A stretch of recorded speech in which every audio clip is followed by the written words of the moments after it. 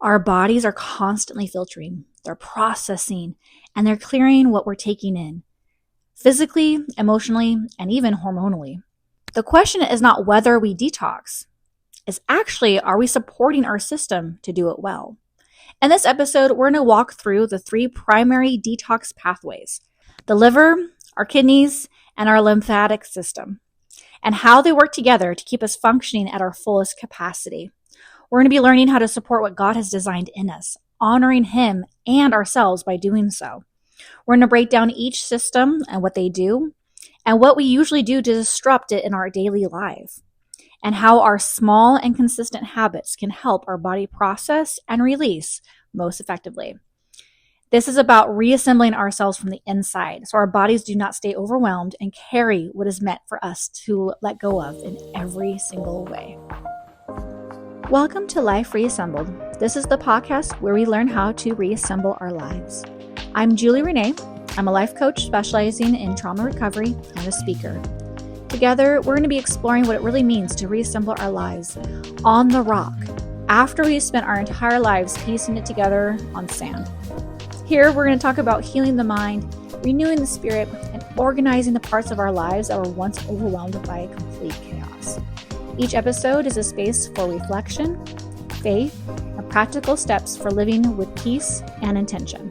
So, take a deep breath with me, settle in with some warm coffee, and let's begin reassembling our lives, piece by piece, together. All right, so let's start with our liver function. Our liver. Yes, we have this beautiful organ inside of us called the liver, and it's our body's processing center. Guys, everything that we put into us goes through the liver. That's why we have to be careful of how much pressure we're putting on it and what we're exposing it to, because it does a lot of work, and we should be really caring for our liver. It's responsible for filtering our toxins that we take in, whether through our environment, through our food, through our skin. All of this goes into our liver to process. It processes our hormones, and it's converting substances into forms that the body can eliminate. You know what I'm saying? So what this looks like in real life. We have to process everything we consume: food, alcohol, medicines, and our liver breaks down those excess hormones as well. And by doing so, it's supporting our energy production and metabolism. So taking care of our liver is very key, obviously. And the best way to do that is to give our liver fun, beautiful things to process. So limiting the types of food we take in. We've talked about the processed foods and how detrimental that is to our bodies. Limiting or completely getting rid of alcohol. And we have to be careful about what medications that we're giving into our bodies as well. This alone will help with what our body needs to detox. And then also fasting gives our livers a break to breathe for a minute. So we'll talk about that a little bit as well. The liver performs over 500 functions in our body. Did you guys know that? And it's the only organ that can regenerate itself, even after significant damage. That to me was fascinating when I found that out. Every minute, our liver filters about 1.5 liters of blood. Isn't that crazy, guys? So what we didn't talk about earlier too is that we have to be careful about sugar. Like the sugar really starts attacking our liver. And even though it regenerates itself and it does a lot of work, if we're constantly putting a lot of pressure on it, eventually it's just going to be like, screw this. And it's going to completely just stop working altogether. So if we can eliminate the excess sugar, eliminate additional alcohol, and even our stress, guys, because again, it's affected with our hormones. So the chronic stress that we put on ourselves constantly really affects our liver as well. And we want our livers to work for us because that filtration system keeps us healthy, and we feel really good when our liver is healthy as well. Supportive habits that we can either start adapting now or continue improving on would be whole nutrient-dense foods, especially if we concentrate on the bitter greens. Again, we can have the lemon water after that. We talked about that last time. But that really helps kind of detox the liver itself. So even though our liver is the detox system, it's good for us to detox our liver so it's as healthy as possible. And if we're eating consistently and we're eating right, this alone really helps our liver. So just focusing on taking care of our liver and reassembling our lives with that concentration is going to be life-changing. So let me know how you guys are taking care of your livers today. I want to hear about it. Now let's jump into our kidneys. Our kidney health is our body's filtration system. Kidneys filter the blood, they regulate fluids, and they remove waste through urine, right? So what this looks like in real life, it's balancing our hydration levels. We are so dehydrated, it's ridiculous. If you're waking up and the first thing that you're drinking is coffee, you're already dehydrated. You haven't had any water or any liquids, most likely, for like 8 hours. So why are we just automatically putting coffee into our system without having water first? We need to have water first thing in the morning, ideally having it at room temperature so our body can process it better and it's not like in shock. And then you can have your coffee. It filters toxins from our bloodstream, so it works with the kidneys in that sense. And some fun things to know about kidneys that I found out is that it filters about 50 gallons of blood every single day. Guys, that's a lot of blood. Our kidneys also, they regulate our electrolytes, which is why hydration is so imperative. It helps our kidneys. We want to help our kidneys as much as possible. When you're dehydrated, you're really hurting your kidneys, and you might actually feel it. I don't know if you guys have ever done that, where especially if you are partying all weekend or whatever, you can feel it in your kidneys. Like they feel like they're groaning. They're in so much pain because they're so dehydrated, and it's constantly trying to work with your liver and get that blood moving and like figuring out, okay, where are we going to get our hydration from? We have to take care of our kidneys also. So even having a mild dehydration can really reduce the efficiency significantly, guys. It also directly impacts our energy and our brain functions. Isn't that amazing? So we think that hydration is obviously good for our brain, but it also affects our kidneys. And if our kidneys are failing, it's going to affect our brain function. The whole body works together. It's so beautiful. So if we're taking care of one area, it's usually taking care of more than one. So it's not like this whole crazy list of like, oh, I gotta do this, I gotta do that, I gotta do this, I gotta do that. No, stay hydrated, eat nutrient-dense foods, eat bitters. Like really, that's like all you have to really concentrate on in regards to the food.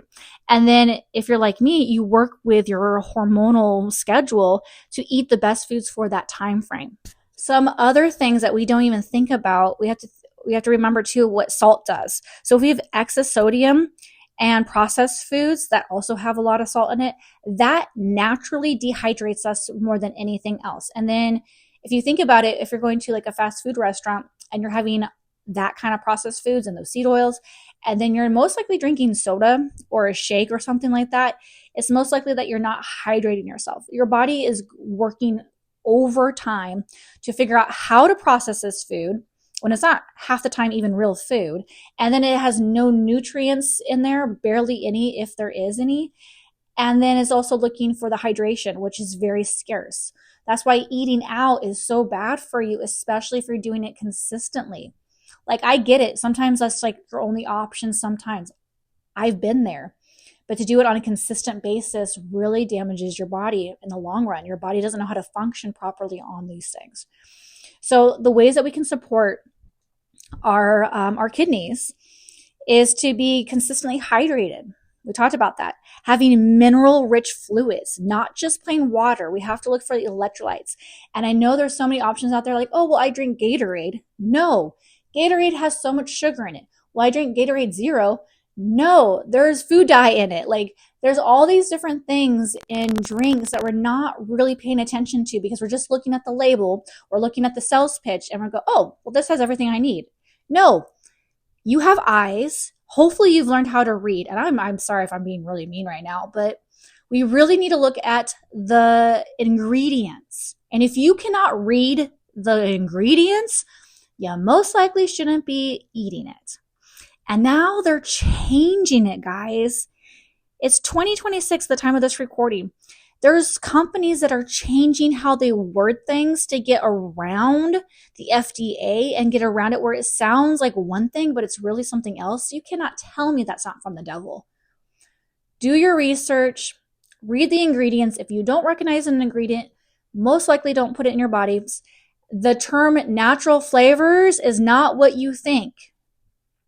What does that mean? It's so generic. There's a whole thing about natural flavors as an ingredient. Stay away from that as well. We can eat real food, guys, and our bodies will thank us for it, and we'll feel better. We'll have the energy. We'll be hydrated. We'll be able to think clearly. And it's the most amazing thing that we can do for ourselves, especially as we're reassembling our lives. We need to take care of our bodies, and taking care of our liver and our kidneys is 100% part of that. Reducing your stress, eating nutrient-dense foods, all this is amazing. There's no reason why we should put unnecessary strain on our systems, especially when we can avoid it. Again, I've been there where sometimes you only have certain options. That's fine, but do your best to make it as limited as possible and as temporary as possible. Having your overall goal be on the other side of it as quickly as you possibly can. And do what you can to switch things out. There's always ways around getting to where you need to be, and you might have to work harder nowadays to eat healthy, especially when all of these companies and all these organizations are trying to go after your wallets. We can take our time and make good choices about what we're putting into our bodies, especially when it comes to day in, day out, and the long run. Do your best to bring snacks with you. Do your best to make your own snacks. And again, I understand certain seasons you're not able to do this. I was poorer than dirt for the longest time when I was married, and I had to figure out ways of making foods that would work for me in order to stay on top of it. Now, it was very difficult, and I had a hard time understanding nutrients and proteins and all of this was very difficult, but I had to figure out a way to make it work where I could still be as healthy as I could in that season for what it was. And I had to work with my situation. So again, I've been there, but I wasn't eating fast food. I wasn't going out. I was going grocery shopping, and I had to be very, very picky about what I was able to buy, not just for me, because I was honestly just really shopping for him, and then I was pretty much having whatever he ate. So I had to make sure, the good news is he wanted to be having this amount of protein, this amount of this amount of that. So that was helpful. And then I just kind of ate whatever he ate. So I was shopping for both of us to a degree and really concentrating on whatever he needed, and then just having his leftovers because he refused to have leftovers. And so I just made that work to the best of my ability, while at the same time utilizing the very limited funds that we had for food to make it last longer, versus buying organic or buying, healthier versions of rice or whatever the case may be. Because again, sometimes when you're poor, buying rice is buying rice, and you can't necessarily pick I want to have jasmine rice and I want to have this. Sometimes you don't have that option. So again, I've been there, I've done it, but I made it work. And so there are ways around it, and you just have to be creative. You have to do trial and error, and don't get hard on yourself for if you feel like you failed. You're not failing when you're trying. You're not failing when you're thinking about your health and you're trying to do what's best between your budget and eating well. And there's so many great resources out there, especially nowadays, of shopping for 10 people on a budget of 100 or something crazy. I'm how in the world are they doing? That's amazing. And they're able to still eat healthy and well. And I know that sometimes you don't have a lot of the kitchen utensils that they may have, or some of the products. I didn't have a blender for the longest time, right? I didn't have a food processing machine. There's things I didn't have that I had to work around, and it took longer to do certain things. And it's just a matter of being creative. It's a matter of, the internet's there for a reason. Okay, how do I do this if I don't have this? And there's always somebody who figured out a way to do it. And it's amazing. So even though it might not be the simplest option. It might not be the easiest option. It might be not the most time efficient option. There's still ways to get healthy and to eat right and take care of our body and support our brain, our heart, our hormones, our liver, our kidneys, and our lymphatic system in such a way that we're able to move towards a healthier lifestyle, because we're trying to eliminate chronic disease. We're trying to eliminate the fatigue. We're trying to eliminate the stress that our bodies are carrying just from what we're eating. Reassembling our lives is more than just waking up and doing our to-do list, guys. It's about reassembling our entire lives, especially when it comes to our insides, taking care of our organs the best way we possibly can. And it does take time, especially if you have no idea what you're doing. It does take time, especially when you're new at this and you're learning and you're coming out of certain situations or you're going into certain seasons. And depending on where you're at, there's always a way to make it work. And I'm so thankful for the resources that we have nowadays that we can take advantage of this in the best way possible. All right, so now we're circling around to our lymphatic system. And this is our body's drainage network. Doesn't that sound like fun? Our lymphatic system moves waste, it moves toxins and our immune cells throughout the body. But it's unlike the heart because it doesn't have a pump. It relies on movement. Our bodies are so intense, guys. Our lymphatic system carries 3 times more fluid than blood plasma through the body daily. That's insane, finding this out. It has no central pump, so it moves when we move. Isn't that cool? So that's why exercise is so imperative.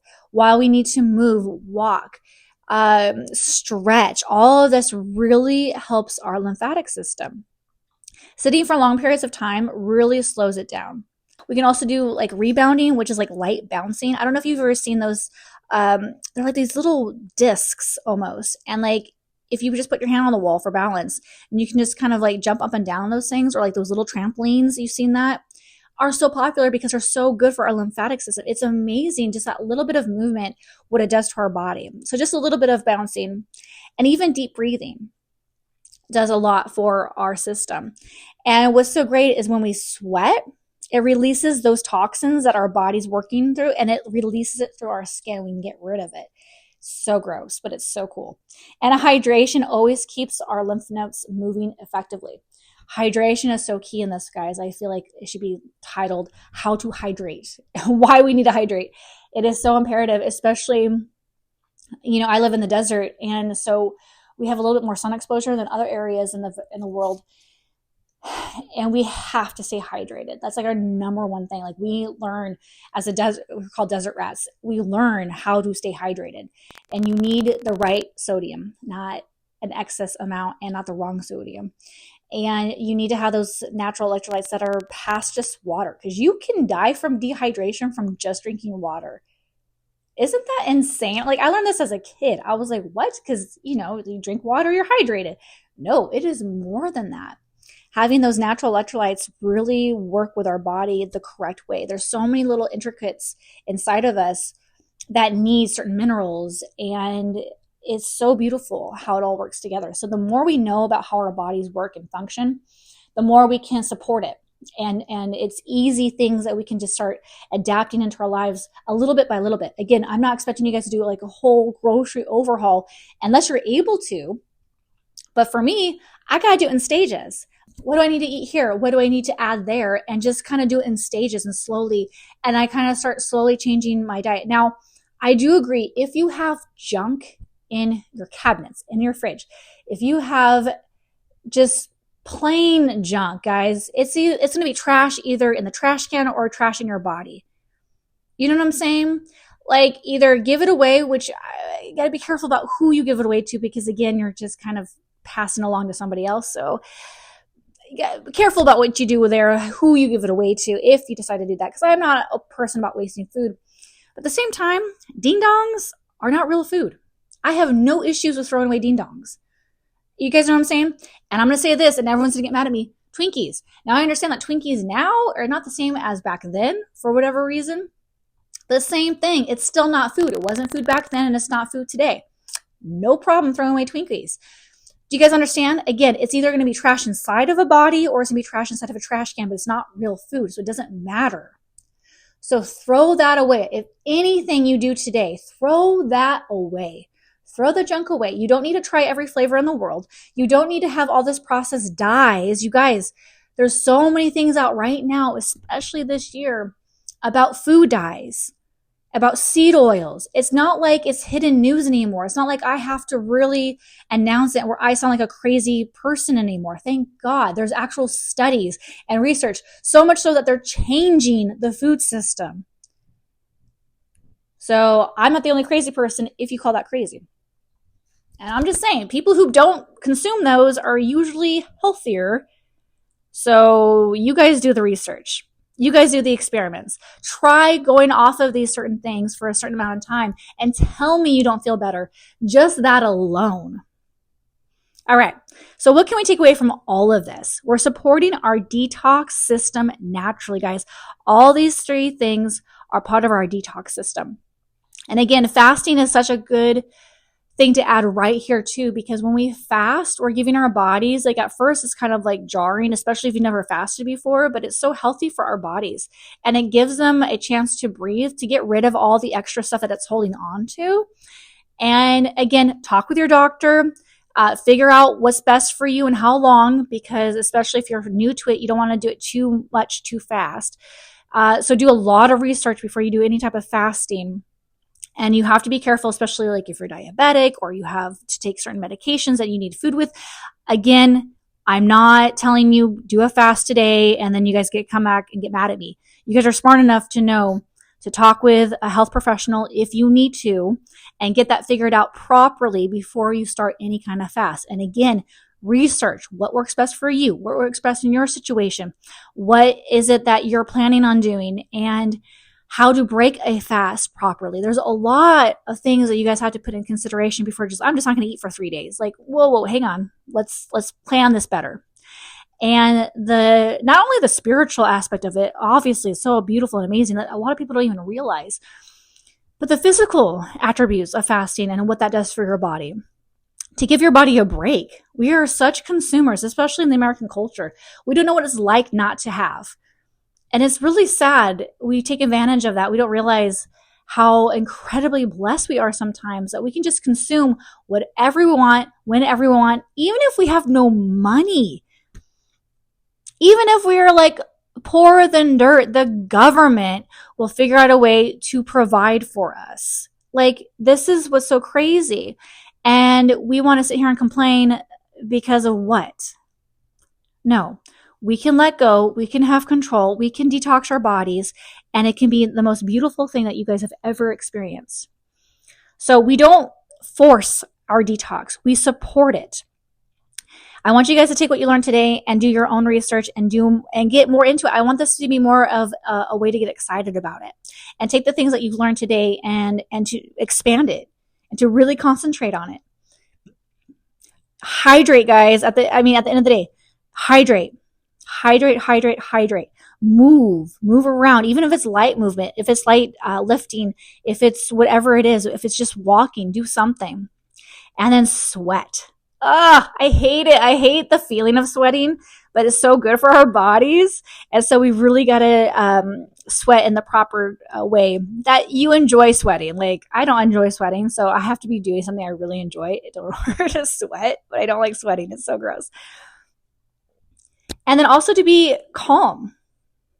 Our stress levels help us as well. And so if we eat calmly and we reduce our chronic stress in our lives, that can really help us detox as well. And then reduce your processed foods. Reduce constant snacking, especially when it's not healthy for you. Snack on really good stuff. And less is more. So the less that you put into your body, the less it has to work and the more effective that you will feel and the more energy you will have and the more amazing your body is going to be. Just so thankful, guys. And it will most likely live longer. Because why not? is able to function longer. If you think about taking care of a car, the more you take care of a car, the longer it's going to last. It's the same thing, except our bodies work so much better than a car. All right, I want to hear from you guys. I want to know what you guys are doing this week to start your detox cleansing and what you've taken away from this. This is something that's near and dear to my heart because it's so powerful, guys, to really take care of the bodies and to take care of our detox system. Because why not?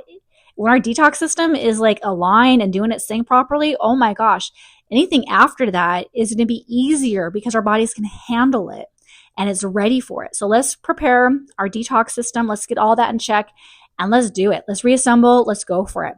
All right. I love you guys and I will talk to you next week. Thank you for joining us for today's conversation on Life Reassembled. If this episode spoke to you, share it with someone who is also rebuilding their life, because none of us are meant to do this alone. To keep growing with us, join us on the Life Reassembled Facebook community. Check out our free identity blueprint on our website, or learn more about our coaching and upcoming courses at reassembledlife.com. That's re-assembledlife.com. You can also connect with me on Instagram at Life Reassembled for daily encouragement and resources. Remember that healing doesn't happen overnight, but every small step forward is part of reassembling your life.